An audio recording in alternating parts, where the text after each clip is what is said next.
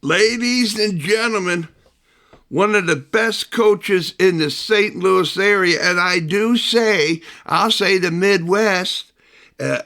Maybe another episode will go national wide, but the deal is that we have the coach who is a friend of Wales Certified, Stephen Cavallo. Did I get close? Cavallo, you were very close. You didn't say Stefan, so that's the most important thing. Oh, okay, that's great. Oh, man. Oh, so here it is. We have none other than what is going to happen for his recruiting and for as this upcoming season for the Titans of UMSL. Did I get it right? Okay. Can I hear you? Yeah. Did I get it right? Tritons. Tritons. Oh boy. Just give me it one more time, baby, and I'll get you. So anyway, we worked out a negotiation. Steven's going to take the helm, and really just lay it out to where if you're a senior, you say, "Hey, man, I want to go. Forget about what I did over there, here, and there. I want to play for this guy." So you're on, Coach. Thanks, Kevin. I appreciate you having me on the podcast again and the chance to talk about what we're doing over at UMSL and our program. We're in the off season now, so just trying to get some time outdoors if the weather will cooperate with us here in St. Louis. It's my first winter, so learning about the indoor sessions. So we started classes a couple weeks ago. It's been great to get the team back together over break. After break, obviously a very successful season. So we're go add 3 players to the roster from transfer players. So that is certainly an area. Recruiting is the main topic of conversation today. You're seeing obviously an increase in players in the transfer portal, kind of switching from universities to universities. That's definitely more of a recruiting tool in the last 5 years. A lot of Division II. Are you in the handball, really Steven? Are you in the handball court? Is it bad? Yeah. Let me connect from headphones. Just go old fashioned way. I thought the headphones might work, but it sounds like it's actually made it worse. Yeah. Yeah, let me try that again. Thanks. Yeah, Kevin. you're in the indoor handball court. I promise you I'm not. Okay. But, all right, let's try that.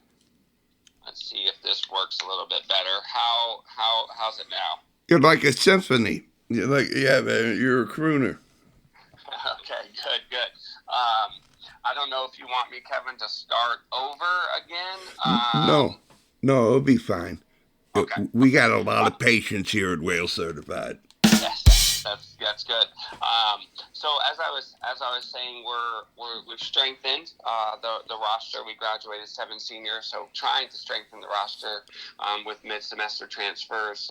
We've gone into transfer portal for a couple players, and then we have actually a local player that is joined us from Lewis and Clark Junior College on the Illinois side of St. Louis. So we feel that January is a great time if it makes sense, and we can get a few players into the roster, then they can go through the entire spring season with us in that process.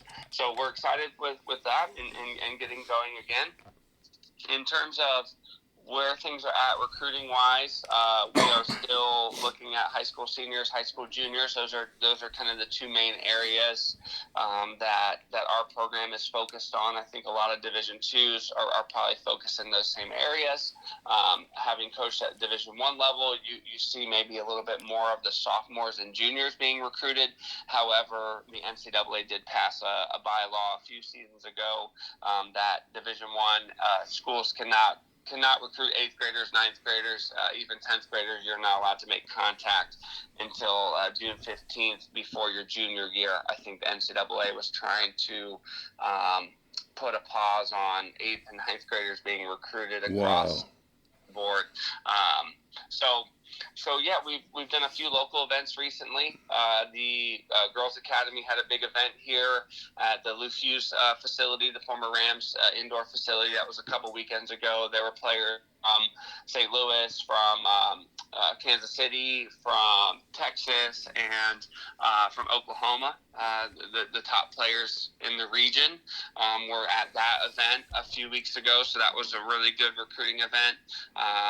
And then I was up in Montreal. I have a buddy who runs a recruiting agency or organization there to help Canadian players find homes in the United States to play college soccer. So I was there last weekend, and there's a few more events here in the area before high school season starts. Wow. What are your great majors? What are you, most of your players? Yeah. So I would say our business program is probably what our university is most known for, but we also have a very strong nursing program. We really like to sell that to recruits because many high school female student athletes are interested in nursing, and many universities cannot make nursing and college soccer work. Here at UMSL, we are able to work with the student athletes and their schedules to work around around nursing. We actually have like 5 or 6 players on the team currently going through the nursing program at UMSL. So that's another really big one. I would say biology. We have a strong bio program, chemistry program here, so like the sciences are also very popular. And then, of course, our teaching program at UMSL is also a really, really well-known major that many teachers in the St. Louis area have come from UMSL, and we have a few players that are going through the education program. Oh man, I got goosebumps, baby. So this is what they're looking forward to, is that having that, like taking off of Washington to be a scholar champion, baby. Yes, yeah, it's a lot of work for the players to play college soccer and to also go to school and be student athletes. We do our best at UMSL to support them in that process. We're very fortunate that we have an academic advisor, Alex Miner, who actually works in the athletic department. I have been at other Division II schools before that have not had someone in that capacity or that role, and her job is to really help our student athletes, making sure that they're taking the right classes, that they're on track for degree progression. She helps monitor. We require our freshmen to do 4 hours of study hall per week their entire freshman year, just to really try to develop good studying habits from get-go. So she helps monitor that, and then just is great kind of liaison between the student athletes and the professors. If there was a conflict or something were to come up with class, she's a great tool for our student athletes to really lean into and get that academic support from. Yeah, in '85 and those years there, this was a big place, a hotbed for women's soccer. I believe they were the only one. But the deal is that this has come back, baby. You're going to be coming back, bringing the ladies to lift the wood to be the champion of the St. Louis area. Yes, I mean that's definitely the goal, and what was so in our run this past fall is that a lot of the alumni of the program, the founding women of our program, the Ruth Harkers, the Gettemeyer twins, Stephanie Gabbard, and another alumni that really laid the foundation in the 80s and early 90s. Yeah. As well. The coach of that time, Ken Hudson, they all reached out. They all tried to connect with me, our staff, our team in some capacity during the fall. And of course, our job is to honor their legacy. And Ken was nice enough to even say he hopes that our teams go further than his teams win. And they went to the Final Four in his time here. So really great to feel the love and the support from, the Triton alumni and founding members of our historic program. Yeah, it's genuine, baby. It's genuine. So here you are. You got all this, and you're coming in after the first year of the St. Louis High School Girls Champions League. Mm-hmm. And so, is there a kind of a match or some particular where you want to watch the best of the high school girls in the area compete on game day? Mm-hmm. Is that Yeah. okay? Yeah, absolutely. The goal is to try to make as many of those games as possible. We've heard very positive things about the Champions League that they started here from just our players in our program that got to participate and play in that, because they're getting to play against top teams from different divisions or levels in the high school area. So I'm excited. The timing is great Yeah. because I have worked in states where high school soccer was in the fall and ran at the same time as the college soccer season, and it's of course very difficult to find time to go see local high school games. Oftentimes they're playing the same nights that we're playing games. So I'm grateful that St. Louis and as well as Missouri and then obviously the Illinois side as well, that soccer is a spring sport, and we will we'll try to make as many games as possible over the next couple months. Yeah. Well, if I see you at one of those matches, free concessions on the Whale Certified, baby. I need to get your schedule, Kevin, and figure out what games you're going to go to so I can take advantage of a hot dog or soda. All right, then. All right. So here you go. Have you taken you up and running with the new rules, or are you? You can't get that feel for the right shoe. Can you elaborate a little bit more? Okay. It seems as if the new rules of NCAA in the last couple years, and even in the near future, that it's evolving. It's always changing, and ones that can adapt right away seem to to have it going on, or but then again, you kind of like you're trying to do what everybody else is doing, trying to catch your breath and figure it out. Which where would you be on with your running shoes? Would you up and running, or you're still feeling it? Yeah, I think a lot of coaches are trying to, I guess, get a foundation with the ever-changing landscape of collegiate athletics. I know at the higher, the P4 Division I level, I think women's soccer is starting to see like NIL deals and the increase in scholarships at some of those levels, I think are really becoming more of a power play in recruiting of those student athletes. It will be really interesting to see the trickle-down effect of how that affects a Division II school like UMSL. I think a lot of the changing nature of collegiate athletics has certainly made it more transactional than I would ever want it to be. I think you're seeing a lot more players joining the transfer portal and players playing for 3 or 4 different institutions during their college experience. And I think that is something that is actually in the long term very harmful for the student athlete when you're transferring that many times.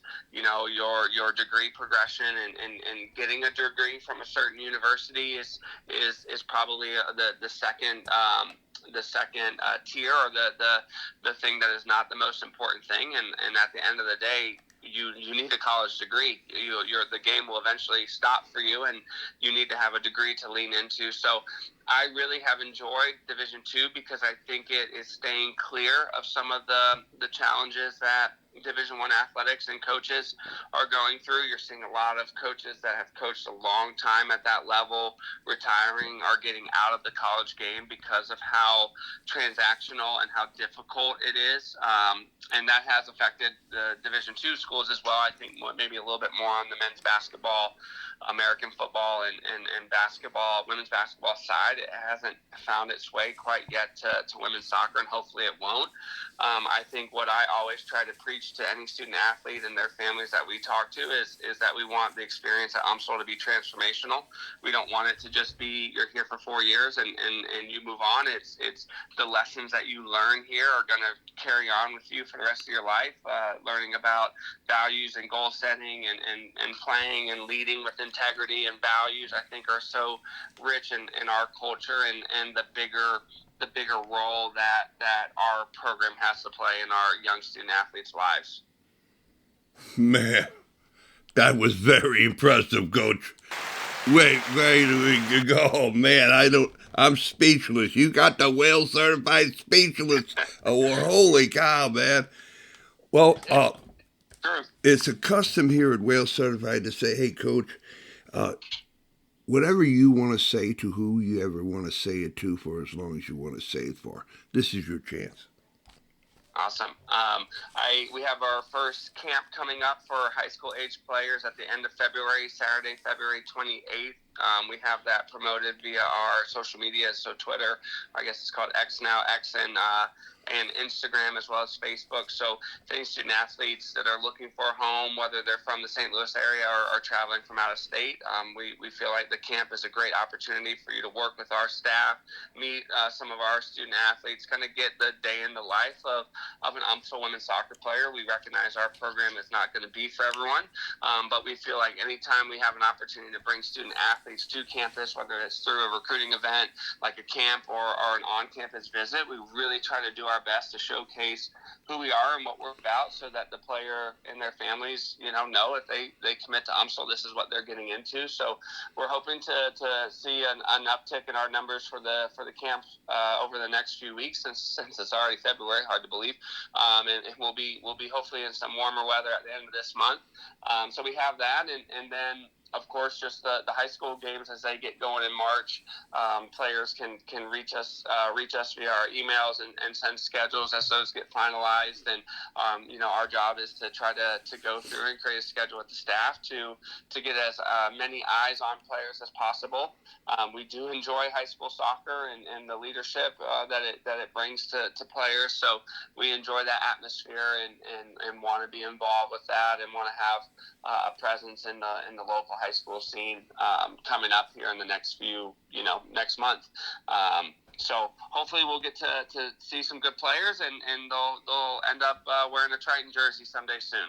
That's right. Well, I'm going to start talking to my granddaughter to get her to go to UMSL. That would be awesome. Yeah.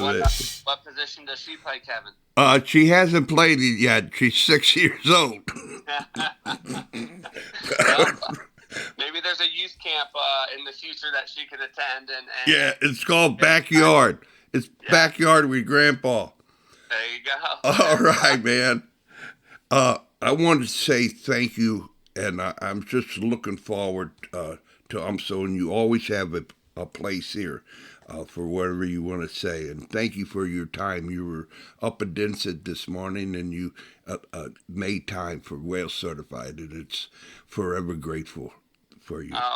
Likewise, Kevin, I appreciate the friendship and the opportunity to speak about our program, our student athletes, and our university. We're really proud to represent St. Louis, and hopefully I'll see you at a concession stand soon. Boom. Beautiful, baby. Go UMSL. All right, Stephen. Thank you, sir. Thank you, Kevin. Have a good rest of your week. And you've been Whale Certified Hall of Affinity, baby. You're in. Let's go. All right, then. Bye-bye. Thanks, Kevin. See ya.